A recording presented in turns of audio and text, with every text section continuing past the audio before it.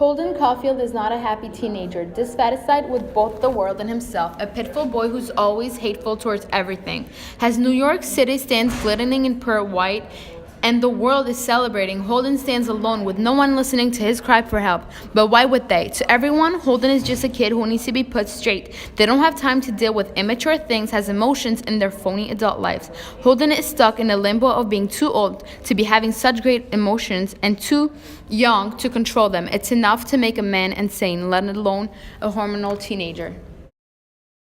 But madness in the book is not just being about unstable, it's also about being angry. Another thing Holden is mad about in the book is when people steal his gloves. He reveals his hate and anger towards people who lie. The lie itself makes him more mad than losing his gloves.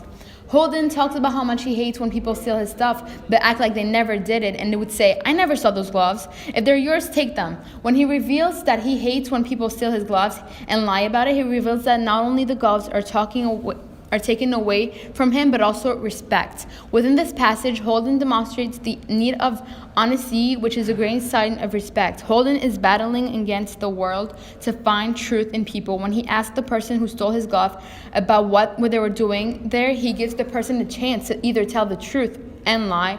Everyone feels disrespected when they're lied to. Holden is just a guy who came out with more scars, and his scars are both mental and emotional. It was quite a humiliating experience for Holden. This experience reveals Holden's mental instability regarding his fantasy and thoughts immediately following. After the beating, he was left lying on the ground with the sensation of drowning until he eventually gets up with a huge pain in his gut. This pain manifests into a Hollywood fantasy of being shot and going up the elevator to return the favor. Quick cleanup of the crime scene, later he'd be on bed, being patched up by the girl, and roll credits. The main conclusion of this movie is Holden Hatchway, however, is committing suicide.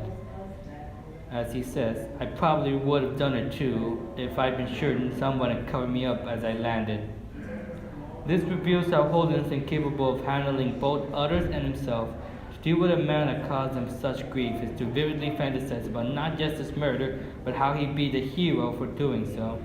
Not to mention the thoughts of taking his own life, which were only halted by once again other people making him uncomfortable.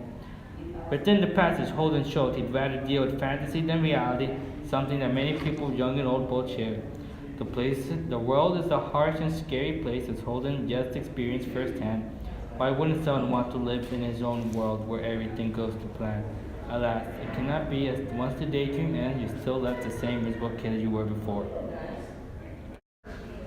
Teenage life is the hardest because we are stuck between two phases, childhood and adulthood. We are too old to show great emotion and too young to control them. Catcher in the Rye unashamedly shows this through Holden, which has resulted in it getting banned in schools across the country.